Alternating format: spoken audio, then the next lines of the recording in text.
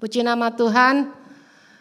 Perkenalkan kata pepatah, tak kenal maka tak sayang.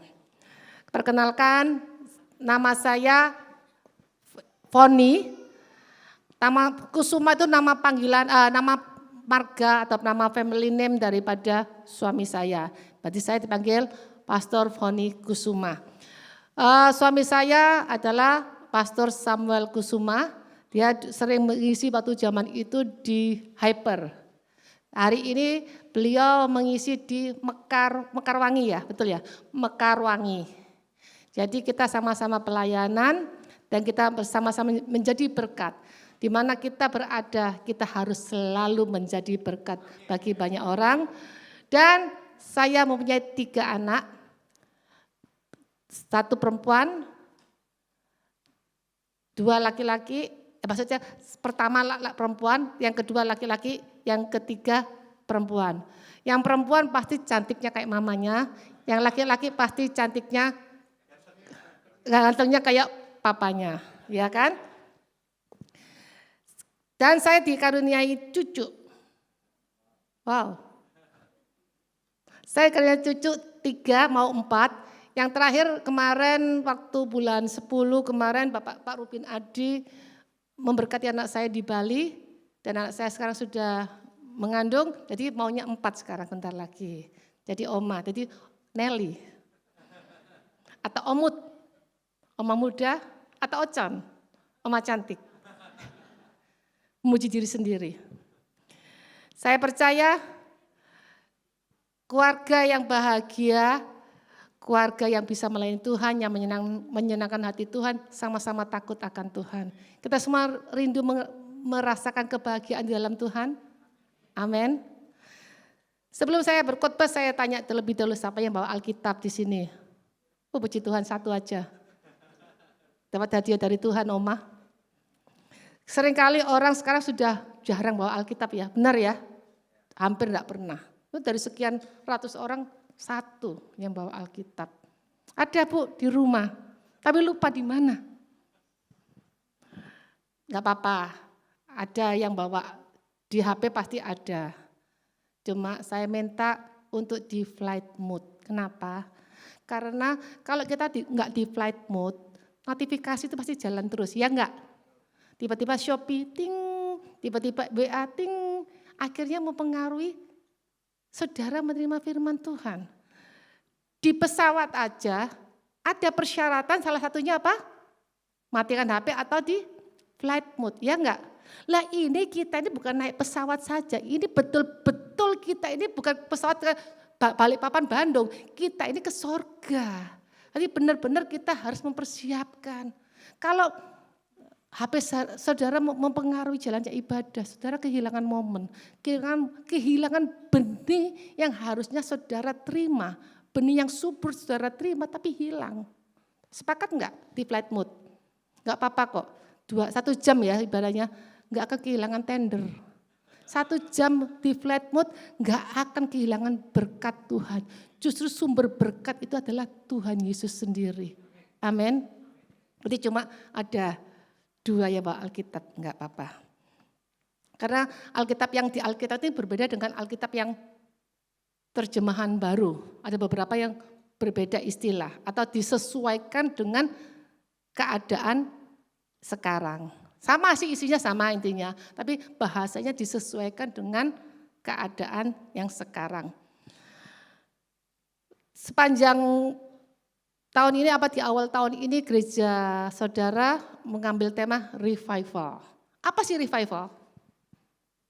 Menurut saudara revival itu apa? Revival itu artinya sesungguhnya kebangkitan. Kebangkitannya bagaimana yang harus kita lakukan. Kebangkitan yang bagaimana yang harus kita terima. Kita baca bersama-sama dalam Yesaya 60 ayat 1-2. Revival tidak dimulai dari luar, tapi revival dimulai dari diri saudara dan saya. Di luar tidak akan terjadi kalau saudara tidak pernah mengalami revival itu sendiri. Yesaya 60 ayat 1-2. Kita baca bersama-sama dengan suara yang keras. 2, 3. Bangkitlah, menjadi teranglah, sebab terangmu datang dan kemuliaan Tuhan terbit atasmu. Ayat 2, sebab sesungguhnya kegelapan menutupi bumi dan kekelaman menutupi bangsa-bangsa. Tetapi terang Tuhan terbit atasmu dan kemuliaannya menjadi nyata atasmu. Amin. Berbahagia setiap kita mendengar firman Tuhan, terlebih berbahagia menjadi pelaku firman Tuhan. Kata awal dimulai kata bangkit. Untuk bisa apa? Menerangi bumi. Kalau kita nggak pernah bangkit, kalau kita nggak pernah bangun, maka kita nggak akan pernah bisa mengalami terang. Bagaimana kita yang selalu berkata revival, bumi ini membutuhkan orang-orang seperti saudara dan saya. Tapi kalau saudara sendiri tidak pernah bangkit dan tidak bisa menerangi bumi, apa kata dunia katanya.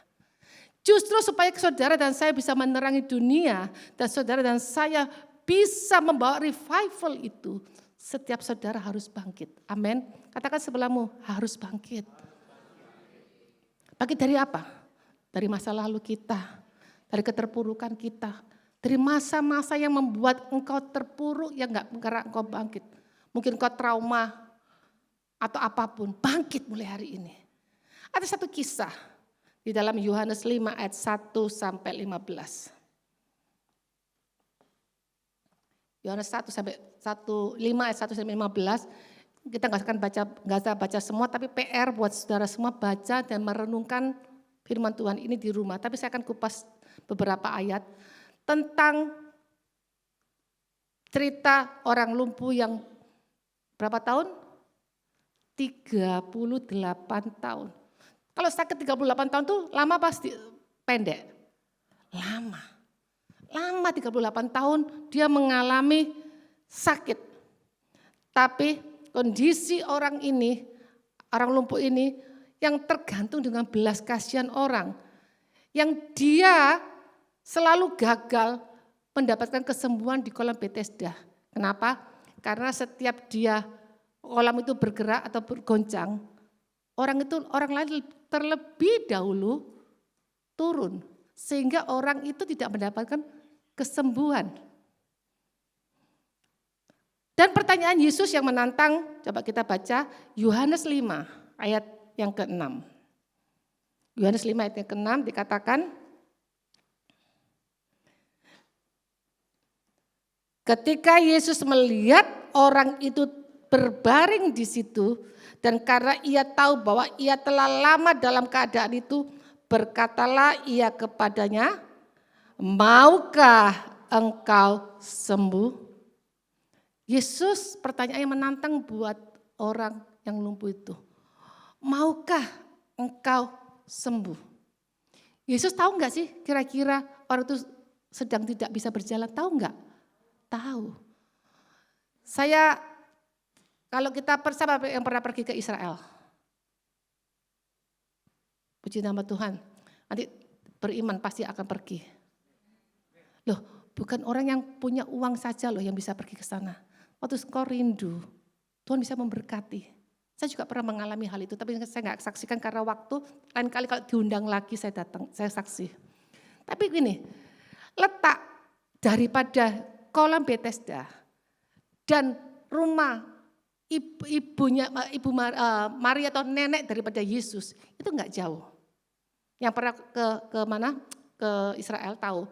Itu kurang lebih jaraknya sekitar 20 meter lah. Jaraknya itu. Kalau 20 meter kan tidak terlalu jauh. Kalau seorang cucu, omah pasti sering ya berkunjung atau sebaliknya. Kalau saya bisa bayangkan, Yesus mulai kecil berkunjung ke situ, dia tahu ada orang lumpuh di situ. Tapi pada waktu Yesus mulai bergerak dalam pelayanannya, dia melihat orang itu. Dan Yesus melihat orang itu selama 38 tahun mengalami kelumpuhan. Tapi Yesus berkata apa? Maukah engkau sembuh? Harusnya selama 38 tahun, mungkin berapa tahun saya nggak tahu, dia sedang menantikan goncangan air itu tapi terlalu terlambat. Berarti tidak ada harapan untuk dia bisa sembuh karena dia lumpuh. Tapi Yesus yang menjumpai orang itu bertanya, maukah engkau sembuh? Harusnya orang itu bisa menjawabnya apa? Aku mau. Tapi orang ini karena mungkin sudah terlalu lama sehingga merasa nggak ada harapan lagi. Dia berkata apa? Mengeluh mulai. Nggak ada orang yang menurunkan aku saat airnya goncang. Waktu airnya goncang, aku sudah kalah istilahnya, kalah. Orang lain telah mendahului aku sehingga aku nggak terima berkat. Seringkali dalam hidup kita mungkin berharap pada dunia itu. Sesungguhnya Yesus telah memberi harapan itu. Tapi seringkali kita nggak peka. Contohnya, kalau Bapak Ibu Saudara duduk di kursi itu, percaya nggak kursi itu bisa menopang saudara? Percaya. Tapi seringkali kita tidak percaya kepada Tuhan. Ya enggak? Padahal Tuhan itu bisa melakukan segalanya. Tapi seringkali kita tidak percaya sama Tuhan. Kenapa kok kita waktu datang ke gereja kita nggak bawa beban, yang maksudnya yang bawa beban timbangan atau apa? Kira-kira bisa nggak ya kursi ini menopang saya? Kita nggak akan melakukan itu, tapi kita melakukan apa? Langsung duduk enak menikmati pujian. Tapi seringkali kita sama Tuhan, maksud sih Tuhan, bisa kah? Benarkah aku bisa sembuh? Penyakitku itu berat loh Tuhan, bisakah aku sembuh? Bagi Tuhan tidak ada yang mustahil. Waktu Yesus bertanya, maukah engkau sembuh? Lalu Yesus berkata apa? Angkatlah tilammu dan berjalanlah. Bangunlah, angkatlah tilammu dan berjalanlah. Enggak masuk akal. Penyakit 38 tahun, Tuhan cuma merintahkan, bangunlah, angkatlah tilammu dan berjalanlah. Wah, bener kan Shopee kan? Bener kan? Saya sudah bilang kan, Shopee. Tiba-tiba Shopee satu-satu promo. Aduh, maaf. Ini terganggu karena Shopee nih. Aduh, nanti apalagi nanti bentar lagi.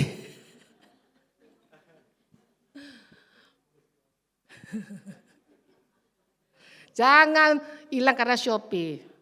Firman Tuhan ini lebih penting dari segala. Cuma 1,5 jam aja loh saudara ibadah. Dan orang ini dia suruh ngangkat tilam. Tapi orang itu mau dan melakukannya. Cara hidup yang mendatangkan revival. Bagaimana cara hidup mendatangkan revival? Yang pertama, jangan menyerah. Tetap terus berjuang dalam kesulitan apapun. Jangan pernah putus asa. Kalau orang lumpuh itu mulai putus asa. Waktu Yesus berkata, angkatlah tilammu dan berjalanlah. Tuhan masuk Tuhan, dia panggilnya Tuhan. Tuhan masuk enggak tahu tah. Aku sudah lumpuh, sudah lama. Enggak mungkin aku bisa jalan. Yang bisa menyembuhkan cuma kolam Bethesda. Mana mungkin dengan perkataan bangun, angkatlah tilammu dan berjalan. Enggak mungkin Tuhan, enggak mungkin. Tapi orang ini tidak pernah menyerah. Waktu Yesus melakukan hal itu, dia melakukannya. Dia tidak pernah menyerah. Selama 38 tahun dia mengalami, mungkin setiap hari dia menantikan kolam itu bergoncang. Mungkin setiap jam berapapun enggak tahu dia tetap menantikan kolam itu bergoncang. Tetapi pada waktu hari itu, Yesus menjumpainya. Hidupnya tidak pernah menyerah dalam hidupnya. Kalau hari ini saudara mengalami hal yang sama, pengalaman yang sama, apapun, jangan pernah menyerah. Cara Tuhan berbeda dengan cara dunia.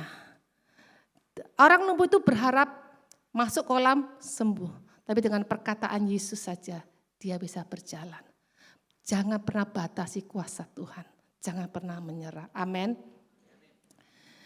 Yang kedua, fokus pada Tuhan. Waktu Yesus berkata, bangun dan angkatlah tilammu. Itu sebetulnya mengadrenalin imannya. Dia Yesus tahu loh. Tapi bagaimana dia percaya apa enggak? Kalau Yesus hari ini, maukah engkau sembuh? Bangunlah dan angkatlah tilammu berjalan. Waktu Yesus berkata denganmu hari ini, apa yang kau lakukan? Apakah kita tetap seperti orang itu? Mengeluh atau langsung kita melakukannya? Kalau hari ini ibu, aku harus memberi kau uang 1 M. Kira-kira ibu akan berpikir, maksud sih? Nanti aku pulang jalan mana ya? Kan banyak uang itu. Pasti kalau ibu ditanya gitu apa? Mau enggak? Mau. Ibu kira-kira kalau dapat 1 M, traktir kita semua enggak? Belum dikasih sudah pelit, Bu. Pasti waktu kita mau uang 1 M. Pasti bilang mau, nggak pakai pikir kan. Mau kita nanti pulangnya berat bawanya seberapa, urusan nanti. Yang penting mau dulu. Tapi orang ini masih bulet. Nggak ada yang nurunkan, nggak ada yang orang ini nggak fokus dengan Tuhan. Kalau kita fokus dengan Tuhan, kita tahu cara Tuhan bekerjanya bagaimana. Cara dunia berbeda, tapi cara Tuhanlah yang terbaik. Yang mungkin seolah-olah terlambat, tapi cara Tuhan, waktu Tuhanlah yang terbaik buat setiap kita. Saya pernah pengalaman Bapak Ibu Saudara, waktu kita mendapatkan tanah gereja kami, kita fokusnya cuma, pokoknya bangun gereja. Pokoknya bangun gereja.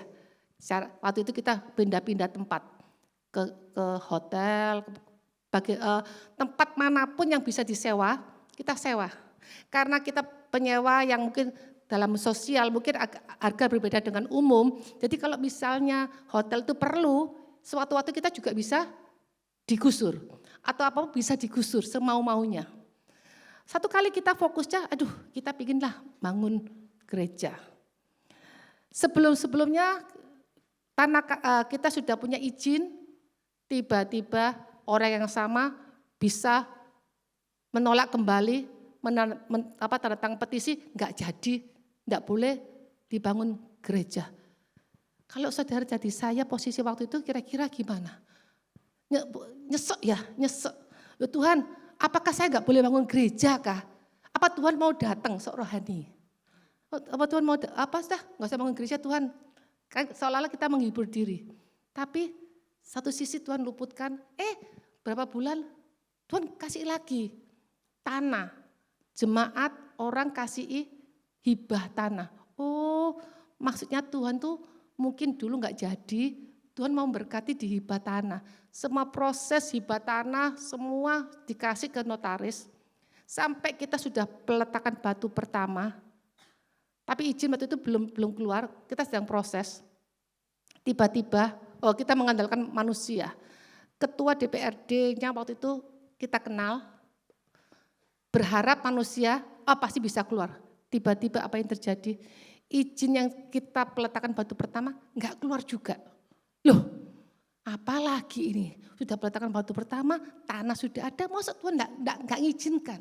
Kalau kita melihat, pasti kita berpikir ini jalan Tuhan. Lawang kita gratis dikasih semua. Kalau kita berpikir itu pasti itu jalan Tuhan, iya enggak?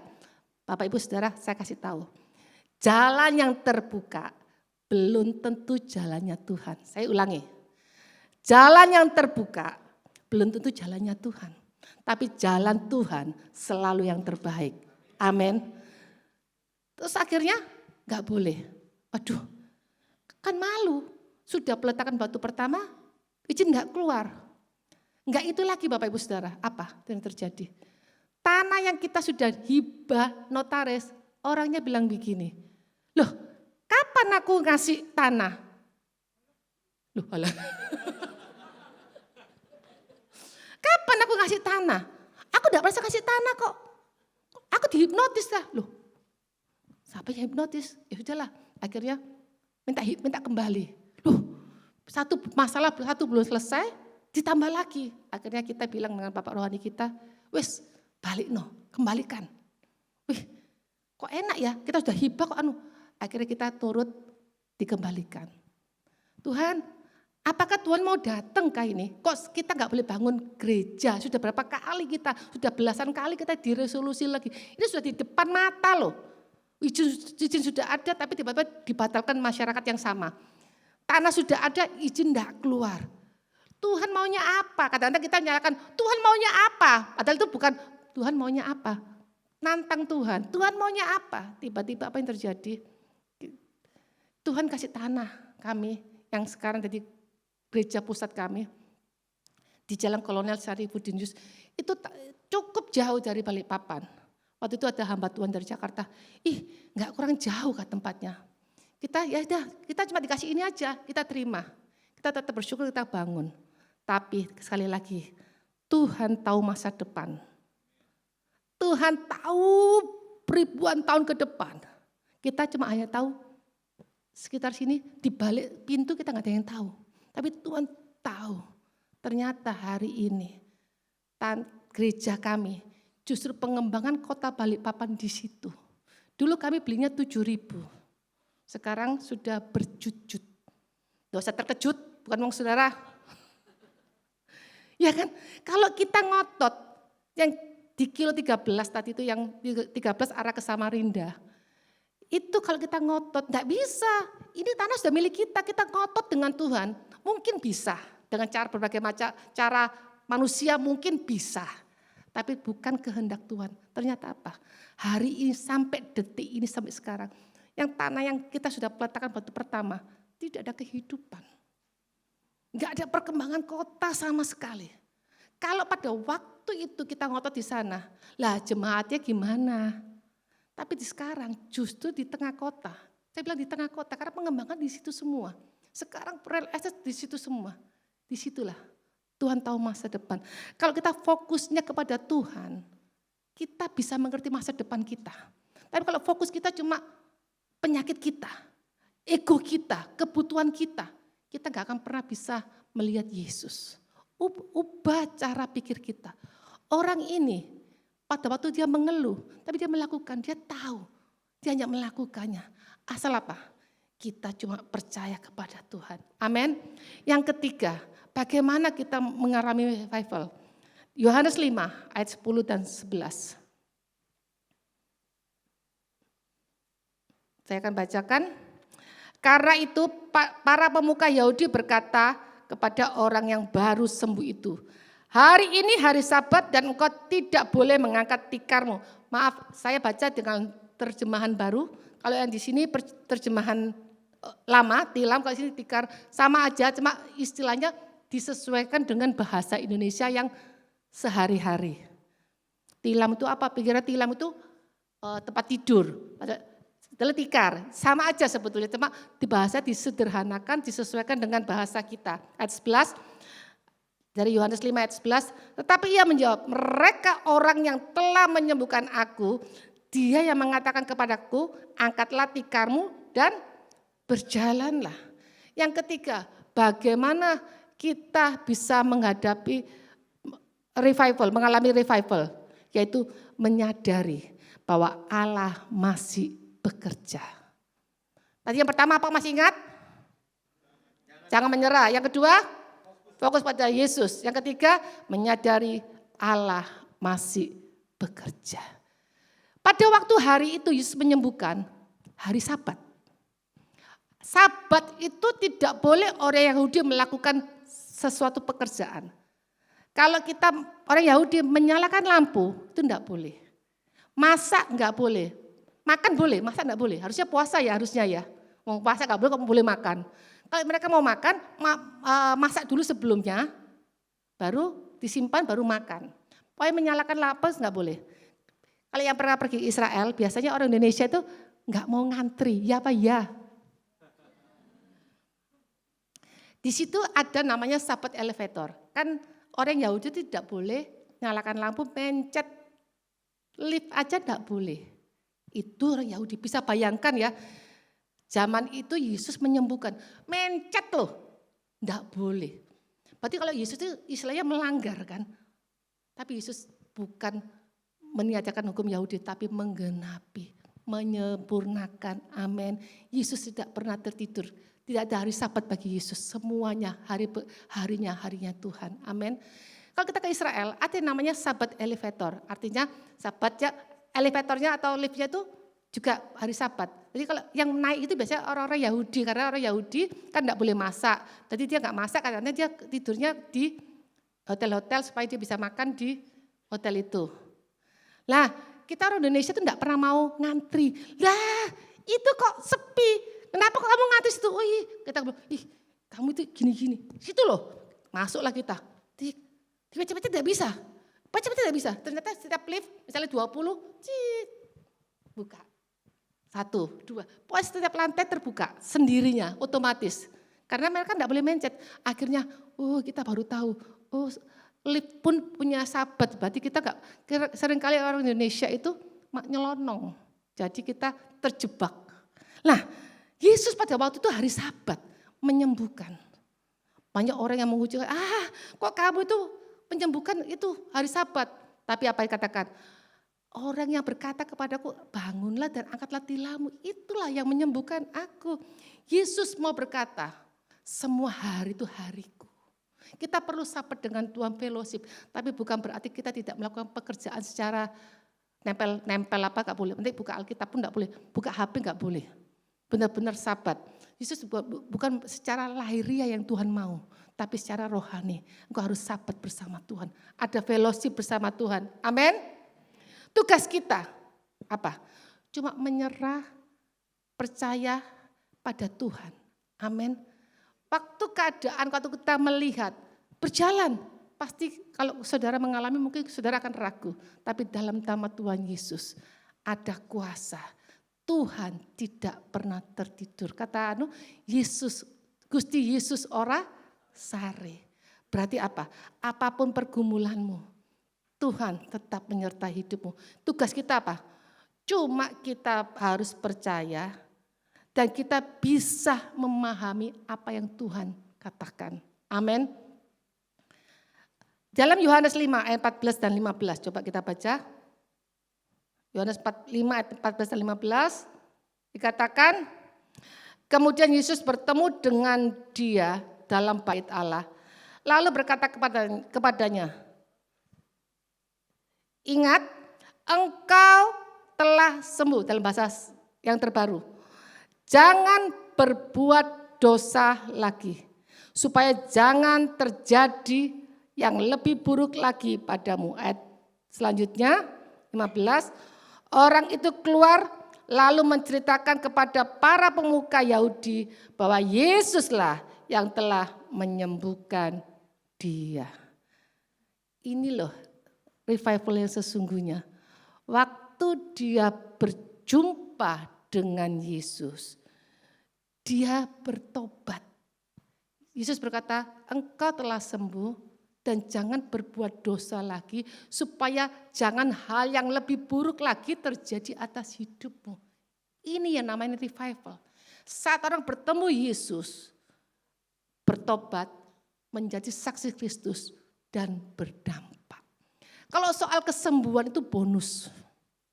Tapi kalau saudara ingin mengalami revival, saudara harus benar-benar bertobat. Katakan bertobat. Bertobat itu bukan tobat kumat, tapi benar-benar bertobat.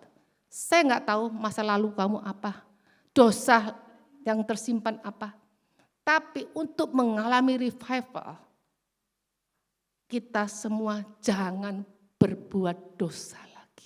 Dan kita menjadi pelaku firman dan kita menjadi pembawa firman. Pembawa firman bukan berarti saudara berkhotbah di tempat ini, tapi hidup saudara bisa dilihat orang. Amin. Saya akan saksi sedikit. Hidup yang mengalami revival bukanlah hidup yang langsung menjadi sempurna. Tapi hidup yang terus bergerak menuju Kristus dan diubahkan yang berdampak bagi sekitar. Yang mengerti berkata amin. Saya dulu adalah orang yang gagap.